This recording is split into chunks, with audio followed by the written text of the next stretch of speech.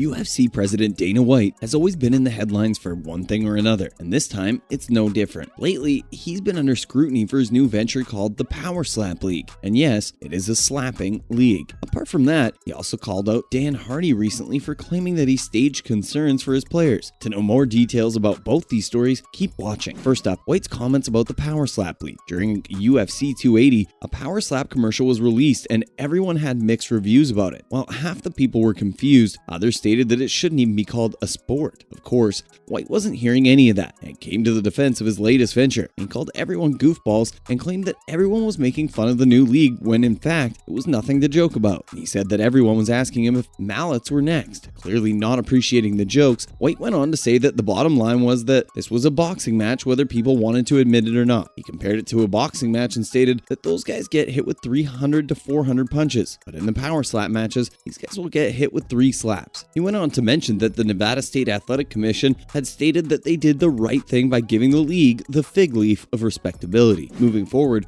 the Artur Walczak case. Now, not everyone agreed with the Nevada State Athletic Commission did, especially after what happened to Polish strongman Artur Walczak. A YouTube video of Walczak training ahead of an appearance at the Punchdown 5 in Wrocław showed the strongman working out in the gym, smacking a heavy bag and talking about the process of his training. He revealed how he toughens up his face and allows opponents to take free shots at his cheeks. However, only a few days after that video was filmed, a blow to the side of Wallace's face caused him to suffer a stroke. And after a month in a medically induced coma, he passed away. Despite the unfortunate event, no such consideration was taken when the Nevada State Athletic Commission was given the application by the UFC to license PowerSlap. And only days after they received an approval, a trailer dropped that announced their press conference in New York on the 11th of November. It showed off different slow motion shots of participants with their hands behind their backs and also getting their facial features distorted. Moving forward, Chief Business Officer at UFC gives detail about the PowerSlap League. Hunter Campbell, Chief of Business Officer of UFC, further explained more about the PowerSlap League and stated that unlike what everyone else says, it is actually a skill sport. And he went on to say that the participants are at a high level in this league and are actually skilled athletes. He claimed that they train and are in good shape and also take it seriously, as every athlete does with their sport. With more details released about the league, it was revealed that both men and women will compete and there will be weight classes, just like in the UFC. Apart from that, medical supervision and regulations such as mandatory gum shields and cotton ear padding will also be part of the matches. However, when Thomas Hauser, doyen of the Boxer writers, was asked to find out which doctors were talked to before the league was established, he was told that only one physician was consulted. Hauser then wrote his piece in which he asked the audience not to call it slap fighting, but instead refer to it as whacking a defenseless person in the head so hard that it can lead to brain damage. Coming up, fans' reaction to the PowerSlap League. Of course, the internet lost it when the trailer of White's new league dropped. MMA fans took to Twitter and shared their take on this crazy new quote-unquote sport. One fan stated that by logic, the commission should now also regulate mallet fighting, and many agreed with them with the same irony. Another fan claimed that if boxing is to hit and not get hit, slap fighting is the opposite, where getting hit is arranged specifically. They went on to say that Nevada's commission is nothing but shameless. Another Twitter user tweeted that Dana White might think that this regulation will help legitimize his venture, but he's wrong because nothing about slap fighting qualifies it to be a sport. They concluded by calling Dana a money-hungry freak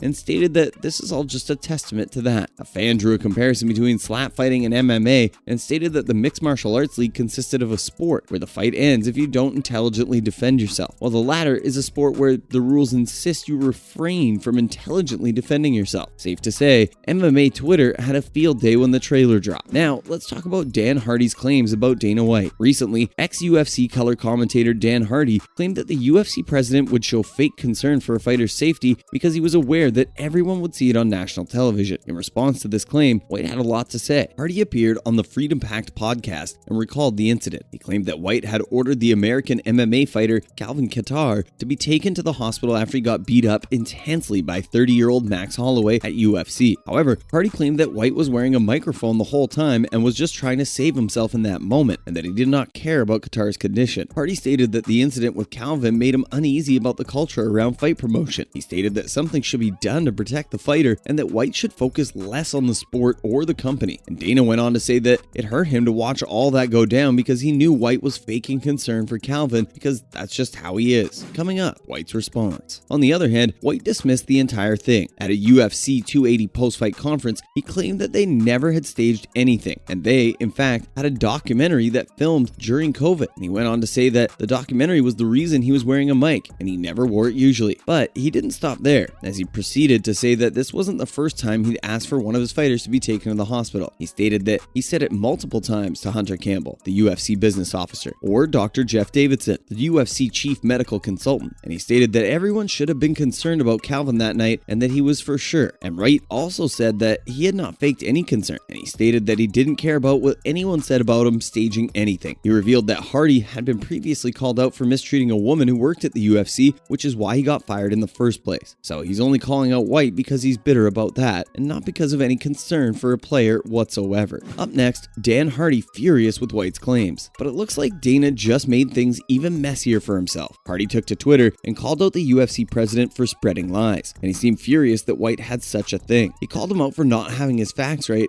and stated that the reason he said that was because he could not have handled any questions about Hardy, so he changed the topic. And White is yet to respond to Dan, but knowing his pattern of dealing with such things, he will definitely not let anything like this slide so easily. Finally, the reason why Hardy left the UFC. Dan had been absent from UFC broadcasts in early 2021, which raised eyebrows as he was a big part of the entire league. He transitioned to commenting after his career was put on an indefinite hold due to his heart condition. He was also the star of several pieces of shoulder programming and was a big part of breaking down big UFC fights. While he was preparing for a comeback, the news about his leaving the UFC came out, which had everyone confused. Later on, from a report from the Wrestling Observer, it was revealed that he was no longer working with the promotion after he had a disagreement with a female employee. However, the Observer then reported that he had been terminated by the UFC and UK broadcast partner BT Sport after he'd gotten into an argument with said employee. Regarding the report, Hardy stated that the female was irrelevant because it was a disagreement about a missed opportunity, and while he would love to discuss matters in detail, this is all he could say. And that's a wrap for this video. What do you think about Dana White's claims about the PowerSlap League? What do you think about Dan Hardy's claims about Dana White? Let us know in the comments below. Make sure to give this video a thumbs up and subscribe to our channel for more videos like this. We'll see you in the next one.